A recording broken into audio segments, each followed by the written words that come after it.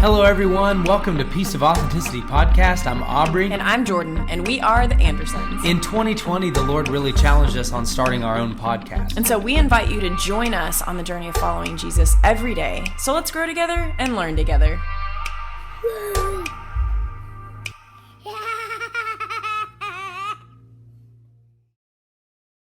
What's going on, everybody? Hey, guys. Welcome back to Piece of Authenticity. Welcome back. Yeah, we're so excited about today, and so we're just going to jump right in. I hope last week that you guys really enjoyed the hot, cold, or lukewarm message. Yeah, we really were wrecked by that, and so it felt really good to be able to share that with everybody else. And but today we are diving into something new. We're talking about math, people. Yeah, we're talking about math. For those of you that hated high school and you were like, you know what, when am I ever going to use this in real life? Well, did you know it's in the Bible? Yeah, besides balancing your checkbook and doing everything like that, which I hope that you're doing. But yeah, math is biblical. And so what we're going to kind of talk about today is I was literally sitting there in my quiet time with the Lord the other day, and he literally I'm literally writing down all these statements, and I just write down things as I spend time with the Lord because it helps just get everything out that he's trying to say. And then all of a sudden I just wrote down this sentence, and I don't really know where it came from, but it just kind of rocked me. I serve a God who multiplies, divides, adds, and subtracts. And after I wrote that down, I was like, man. And so I started to think about it, and I started to really put things together, as in what does that look like? What does that feel like? And I know for me, and I'm not going to speak for everybody that's tuning in today, but I really like it when God adds to me and God multiplies me. Who doesn't? And all these things. But what about the division and the subtraction? No way, Jose. That's what most people would say. No way.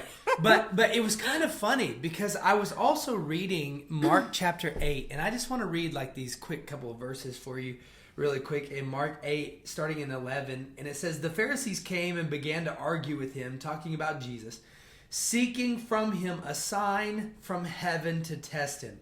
And he sighed deeply in his spirit and said, 'Why does this generation seek a sign? Truly I say to you, no sign will be given to this generation.' And he left them and went and got into the boat again and went to the other side." Okay, so that was just really quick. But I think it was interesting because I was reading about a sign. What do we call, the add, subtract, multiply, division? They're all mathematical signs, right? And we are always constantly looking for God to give us a sign on whether we're going in the right direction or Lord, or are you going to add to this? Yeah. Please multiply what I'm doing. Yeah. Don't divide. Always looking at the signs. Yeah, please don't divide. But, I'm sitting here going, okay, I know this is probably none of you guys, but for me, in my life before, I have made promises to the Lord. Lord, if you will do this for me, then I will do that for you. Or, Lord, if you just give me this in this certain scenario, I will serve you all the days of my life. I don't know how many different testimonies that I've heard of people being in a rock bottom situation. And I know I was there for myself. I said, when I was at rock bottom, when I came to the Lord, I said, Lord, I need to know that you are who I've always been told that you are. And God showed up in that moment. But we cannot continue to live by faith, but also live from sign to sign. Yeah. Right? We can't sit there and constantly build this relationship with Jesus and say, well, Lord, if you'll do this, then I'll do this. Because that's not a relationship. That's like, well, because, I'm only doing this because the Lord is doing this. Well, have you ever had a relationship where you've realized that you're only friends with someone because of what you could give that person? It's horrible. And that's a lot of this time, the position that we put the Lord in with our relationship with him. Yeah, it's absolutely crazy because I'm sitting here thinking, and of course I was never really good at math, so neither was I. And so I just didn't want to talk about it. But in that quiet time, the Lord literally said that. Like, I'm a God that adds, subtracts, multiplies, and divides. Mm-hmm. And I'm like, so what does that look like? Because a lot of times we don't want to connect the Lord with taking things away from us. Because it's in one way or another, we believe clouds are feeling of, oh, but he's a good God, he's so nice, he loves us so much, he would never subtract or divide. But we'll go more into it, but it's not that. Yeah. So then that took me back to John chapter 15.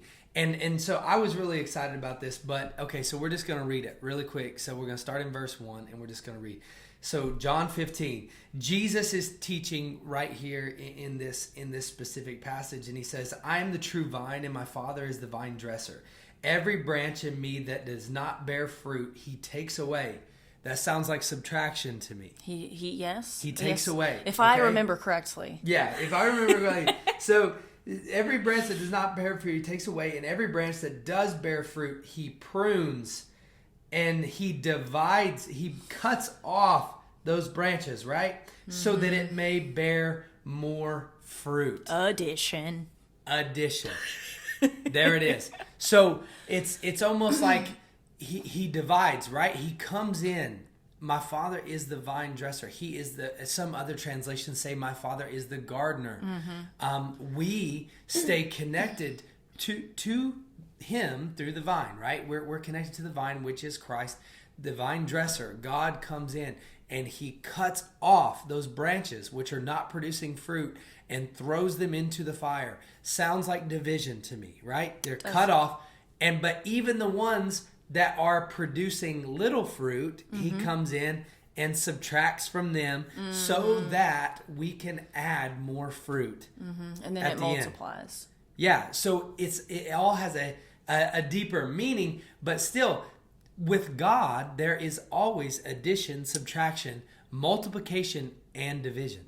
Yes. And so we just thought it would be super cool in this episode to actually go in depth with each of those four. And just kind of give you some biblical references too to help you with that.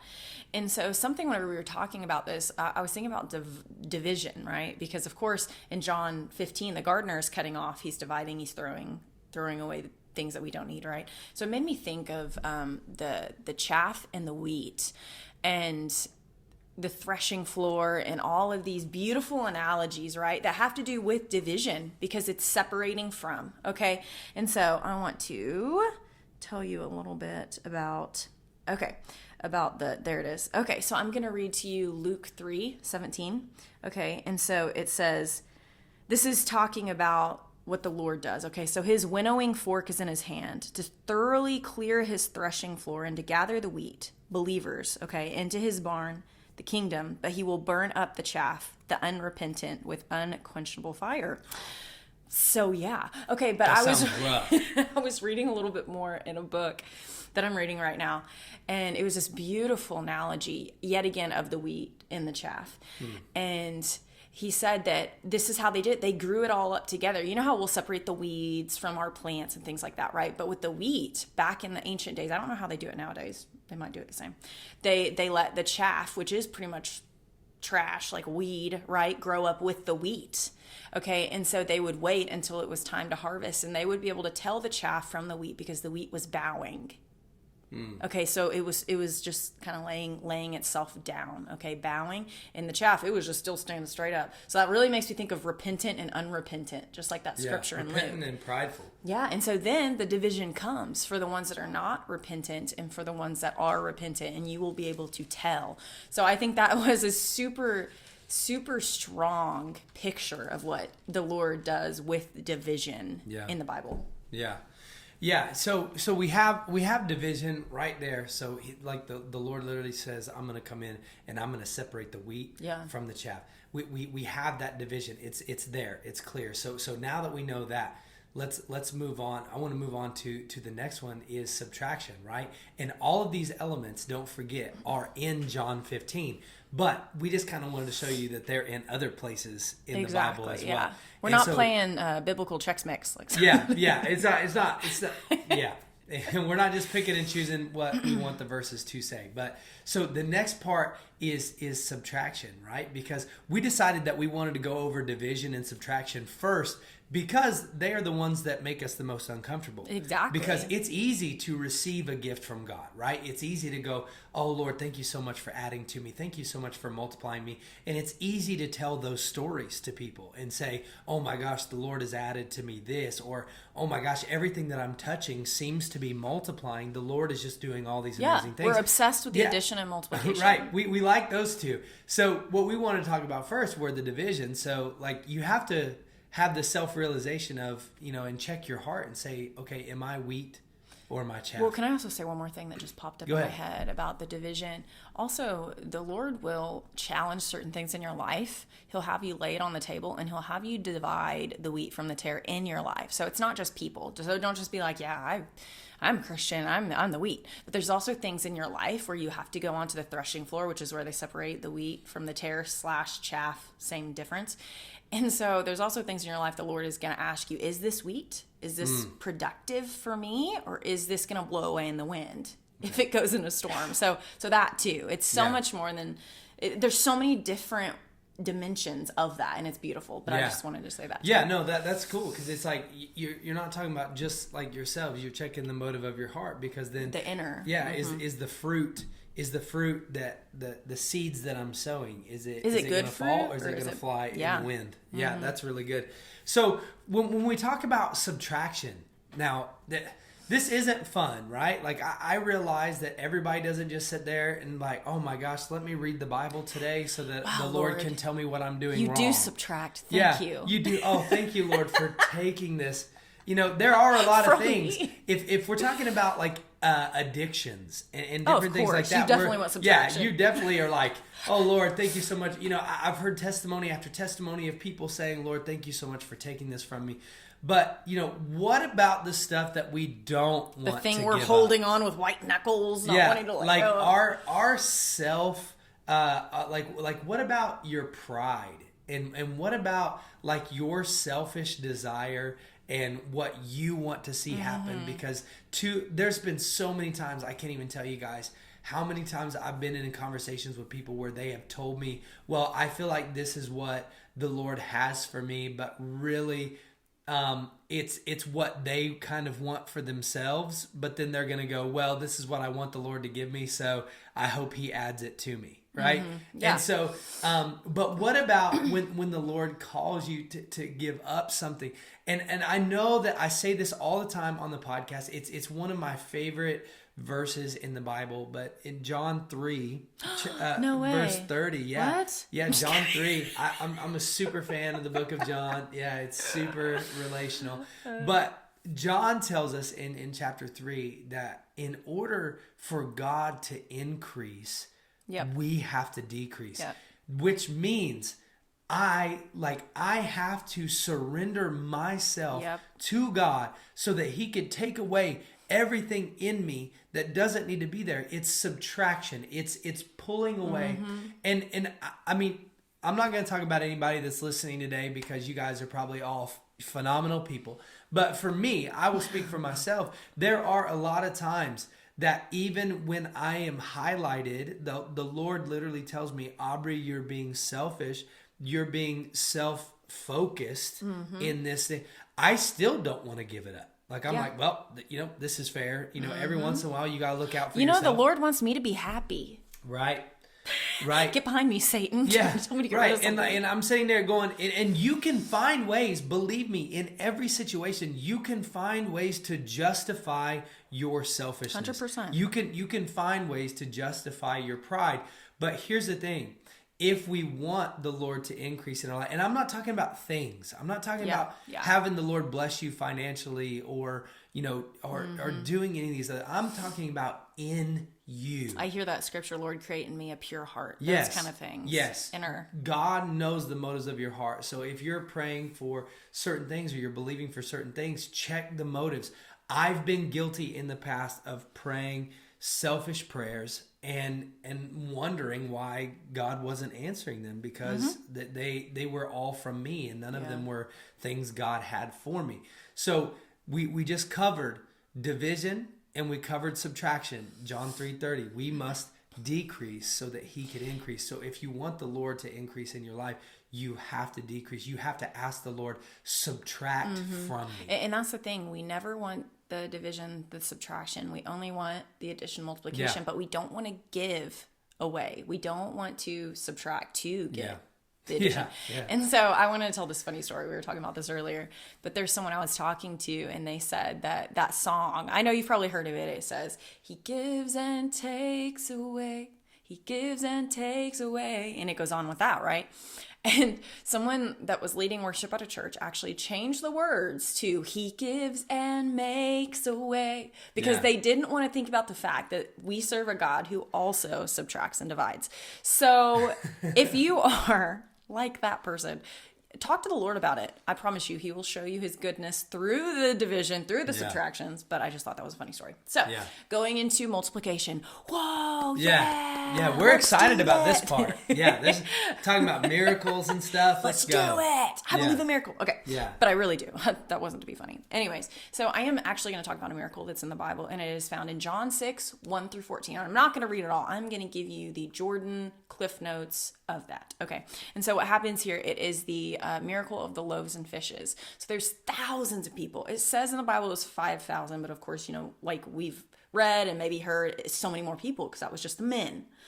And so thousands and thousands of people were there listening to Jesus, and it was past lunchtime and everyone was starving. It was probably like in the evening time. Okay. And people hadn't eaten all day. They were just listening to Jesus teach. And the disciples are like, hey, should we disperse these people?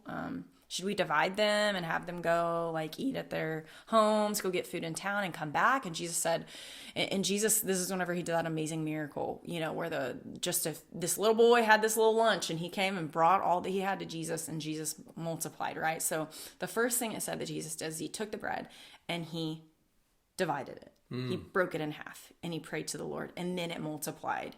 So I also want to challenge you yet again. There is another example of, first of all, there was a division of something. Jesus did it. I believe he did it sacrificially. He did it to show us that sometimes we have to divide from things, pull away from things at times for the multiplication to come. So there might be things in your life where you're attached to somebody maybe, or attached to a certain institution, or attached to a certain friend group. And the Lord is asking you to detach for now and divide from that so that you are able to multiply in certain areas of your life, because there are some people that will halt certain growth in your life and you might not realize it, and they might not realize it. But anyways, so I want to talk about that story because it was so amazing. And then at the end, there were so many leftovers. Everybody ate till they were so filled. And then the disciples ended up having 12 different huge baskets full of leftovers. Okay, so I thought that was interesting that it was 12, because then I thought about the Great Commission, right? That's found in Matthew 28, 16 through 20. And I want to read to you what the Lord said. Okay, then Jesus came to them and said, all authority in heaven and on earth has been given to me. Therefore, go and make disciples of all nations, baptizing them in the name of the Father and the Son and the Holy Spirit, and teaching them to obey everything I've commanded you. And surely I am with you always to the end of the age. That sounds like multiplication to me, that Jesus is asking them to go out, to divide, to separate from one another, to be able to multiply. So yet again, division is asked to separate so that there can be multiplication. And I just think that's so amazing. Also, that was left over was 12 baskets. And then he asked the 12 disciples, which of course, Judas wasn't one of the 12. They had to swap it with somebody else. But anyways, I just thought that was such an amazing example. And the fact that our obedience to God, that's when the multiplication happens. And usually with our obedience, there comes subtraction. There it is. And division. Okay, that usually has to do with our obedience, because it's usually not exactly what we ask for. When the Lord tells us to do something, we're not like, yes, that's exactly what I wanted to do. And then we go to do it, right? And so this is what happens. We go, and then the Lord does the rest. Yeah. Right? So I love that. It's almost like, we focus on, you can focus on any one of those signs that you want to, division, subtraction, multiplication, or whatever. But even in the division, the Lord has a plan for it. What he's taking away from you is ultimately for your good, so that it can be multiplied, right? Multiplication through division. Because they broke the bread, it then was able to be multiplied, right? I still feel like I talked more about division in that one, but that was multiplication. Yeah. But it yeah, comes from division. But it's because we don't like the division part of it. So you sit there and think everything happens for a reason, man. What the enemy intended for evil, God is going to turn around and use it for his good. But also, I would say that God puts you in a position to divide so that you can multiply. Yes. And so that leaves us on addition, the very last one. And here's the thing. These are awesome. Like we love the multiplication, we love the addition. And I'm guilty of always thinking about multiplication and addition. I always kind of tend to think of things financially, and that's why I highlight that all the time when we talk about, because I'm throwing myself under the bus saying that, Aubrey, it has nothing to do with that whatsoever. What in this, God is asking for a subtraction from us, separating ourselves from something so that he can add something else to us. And for addition, I wanted to read this little passage out of 2 Peter, because I just stumbled across this when we were, coming, getting ready for this podcast. And it was amazing to me because it was talking about addition, but not in any type of financial sense whatsoever. It has nothing to do with money. It has everything to do with me and my nature. And so Peter is telling us in 2 Peter, he's talking about this is how you become partakers in the divine nature of Jesus. Oh, and my gosh. For all of us that are Christ followers today, this is the hope of glory. Yes. And as we said before, humility teaches us as we decrease, Jesus increases. And so how do we let go of our nature, right? How do we subtract our nature so that we can add the nature of Jesus? And he starts right here in verse 5, and it says, for this very reason, right? We're talking about partaking in the divine nature. That's what happens before this. So for this very reason, make every effort to supplement, right? Supplement. Why do you take supplements? To add, right? To add to your life. For any of you guys that work out or take your vitamins or anything like that, you take these supplements as an addition to your diet, as an addition to your lifestyle to help you be healthier, get you to where you want to be. It's all addition. And so it says, make every effort to supplement your faith with virtue, right? And virtue with knowledge, and knowledge with self-control. There it is. And self-control with steadfastness, and steadfastness with godliness, and godliness with brotherly affection, and brotherly affection with love. For if these qualities are yours and are increasing, they keep you from being ineffective and unfruitful in the knowledge of Jesus Christ. Those are all additions. And what I love about it is they are additions to you, but they're for everyone else. And so when we think about all these things, like what can God bring to me? Man, Lord, if I could just make a little bit more money, if I could just do that, we all look at materialistic things, or man, Lord, if I could just preach a little bit better, if I could just understand a little bit better, if I could just do this. But the building of this passage literally starts with faith turning into virtue, turning into knowledge, but leading to self-control. Right? Self-control, it's hard to do. But ultimately, for brotherly love, for godliness, and at the end of it all is love. So God wants you to take on the nature of Christ according to Peter, so that you can build all of these things so that you can love. You were given to give.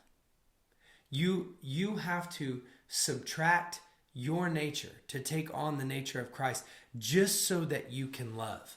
And the Satan always gives us a counter offer for everything our flesh deals with. So think of the opposite of every one of the things that Aubrey listed. That's what we got to get rid of. Like lack of self-control, ignorance, certain things like that. It's just steadfastness. That word just... Being flighty is the opposite of that. Standing your ground in the word. And so basically, we have to bring ourselves to the place where we understand that all of these different types of mathematical signs are happening in a very spiritual way in our lives. And, stop looking at the outside. You look at division, subtraction, and multiplication and addition, but it's all the things that is happening in you, not around you, because God sees through to the heart of a man. And so if the heart is the only thing that matters to the Lord, you can't build an empire. You can't make enough money. You can't be successful in life and impress the Lord, because he cares about what's going on in here. So when we think about all these things, and we think about John 15 and being connected to the vine and the Lord cutting branches off and pruning us, it's not a fun process. But at the end of the day, when my heart starts to look less like Aubrey and more like Christ, then that's what the Lord wants from us. And the challenge that I want to give to you guys to ask yourself and be painfully honest with yourself is, what are the things that I need to subtract, that I need to divide from myself, so that there can be addition and multiplication? Not the fact that I only want to see addition and multiplication, but because I want my heart to be in the right position with Jesus to be able to look more like Jesus, like Aubrey said. Yeah. And so we're not always seeking a God that only adds and multiplies because we want what that is. We want addition, we want multiplication. We seek him because it's a relationship that is what we're created for. We're created to have that relationship with him. Yeah. And so whenever you do have that relationship with him, you realize this is what it's all for. Yeah. Wow, this is why I'm here. This is it. And no more, I'm just, the shame coming up. I'm just not good enough. We're not thinking of ourselves. We're not inward, like, I really need this. I really need that. We're like, Lord, what do you need from me? What do you want from me? I will do it because you are all I want. Yeah. And I believe that you're sovereign. I believe you're the God that adds, divides, subtracts, multiplies. And I know that every single thing you do in my life, it is for my good. And it might not look like it, but we know it is. Yeah. And so maybe you're in a season right now where you feel like there's a lot of division happening, like in your life, or there's a lot of subtraction, and it feels like you keep taking steps backward. I would venture to say this. Jordan made a comment actually that would tell what the Lord shared with you about the bow. Oh, yes. So whenever you feel like you're going back and you're tripping up more, and maybe things are just coming up, which we've talked about this the last few weeks, but it's like the Lord showed me, it's like a bow and arrow, to where you have to pull back, right, for the power. You can't just bling and let the arrow go. Yeah. You have to pull it back with force to where it feels like it's going back, so much so for it to be able to go forward at its appointed time, at the target that it's meant to be pointed at. Yeah. And so if you find yourself in a season where it just feels like there's a lot of subtraction or division happening in your life, just know that the Lord takes us through seasons like this, because when there's division, there's multiplication in mind. And when there's subtraction, there's also addition in mind. It's just we can't see the whole picture. So I would just say trust in the sovereignty of the Lord, and that no matter what happens, that the Lord is still in control, and you trust and just ask in those seasons of subtraction and division, Lord, what am I to take away from this? And so that way, that draws you closer. Yeah, because then that's when he can add back to you. And so, yeah, that's what we have for this week. There it is. So thank you guys for continuing to support us. Well, we love you guys, and we will see you right back here, same time, same place next week. Bye, guys. See ya. Bye.